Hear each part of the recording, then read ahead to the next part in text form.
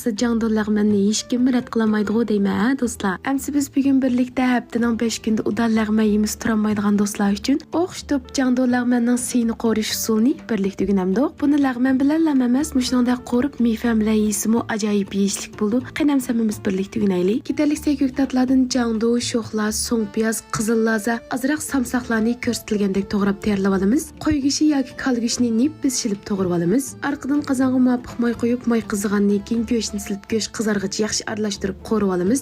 Undan keyin so'ng piyozni silib mizlik purg'ichqich qo'raymiz. Arqadan sho'xlar, azroq tuz, cho'ng ustamning qizilmoch qiyami, cho'ng ustamning alayid lag'man tetqusdan cho'ng bir qo'shiqni birla vaqt silib, sho'xli izligicha 1-2 minut atrofda o'tir holatda qo'rib olamiz. Undan keyin jangdoni silib yana 1-2 minut qo'rib atgandan keyin muvofiq miqdorda suv quyib, qaynagandan keyin tuvan o'tda 4-5 minut qaynatib jangdoni pishirib olamiz. Eng oxirida azroq samsa, qizil lazlarni birla vaqt silib, tuz ta'min tangshib atgandan keyin lazni yumshag'icha bir shik aralashtirib yetiblam o'tni o'chirib, qo'rib olgan qo'rimni cho'pning ustiga asaqlam tayyor bo'ldi.